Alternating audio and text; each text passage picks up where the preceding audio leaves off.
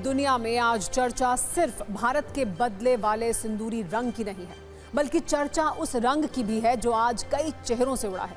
और ये चेहरे उन किरदारों के हैं जो कल तक भारत को औने पौने बमों की धमकियां दे रहे थे। पीओके और पाकिस्तान में घुसकर हुई भारत की एयर स्ट्राइक के बाद अब तक शायद किसी ने भी आपको पाकिस्तान के दुख और मातम की तस्वीरें नहीं दिखाई, लेकिन हम आपको पाकिस्तान के वो चेहरे दिखा रहे हैं जो हाले दिल और दर्द दोनों बयां करने के लिए काफी है।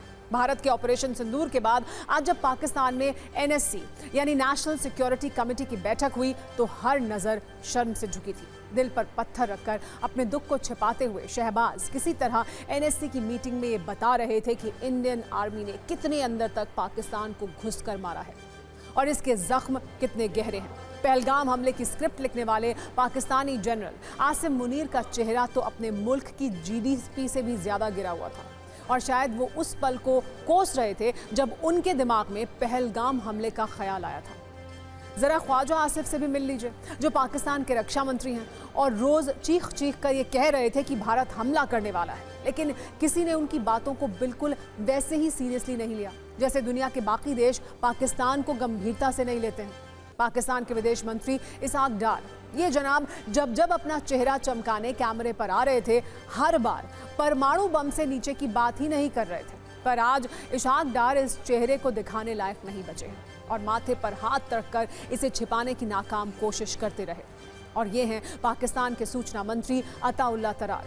भारत की एयर स्ट्राइक के बाद एकदम से जिनके हालात बदल गए हैं और जज्बात भी बदल गए हैं, चेहरा के रंग भी बदल चुका है। फिलहाल एक दूसरे के दुख को बांटने के बाद पाकिस्तान की राष्ट्रीय सुरक्षा कमेटी ने यह दिखाने की कोशिश की कि वो अंदर से भले ही टूट चुकी हो पर ऊपर से मजबूत है। इसीलिए उन्होंने पाकिस्तान की आवाम का मन बहलाने के लिए एनएससी मीटिंग में कुछ हवाई ऑर्डर भी दे दिए हैं। मीटिंग के बाद यह खबर सामने आई कि पाकिस्तान ने अपनी सेना को कुछ अधिकार दिए हैं और ये कहा है कि पाकिस्तान को जवाबी कार्रवाई करने का पूरा हक है। पाकिस्तान की सेना को देश की रक्षा के लिए बदला लेने का पूरा अधिकार है।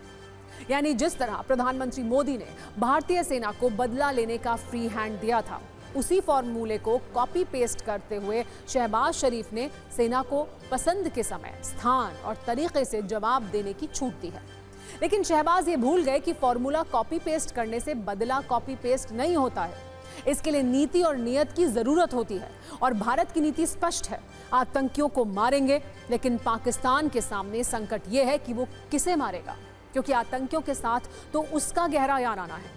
हालांकि शहबाज शरीफ की इन पुरानी धमकियों से पहले पाकिस्तान के रक्षा मंत्री ख्वाजा आसिफ ने कहा था कि अगर भारत और हमला नहीं करता है तो वो भारत पर किसी तरह का अटैक नहीं करेंगे। यानी शहबाज कुछ और कह रहे हैं और रक्षा मंत्री कुछ और बोल रहे हैं।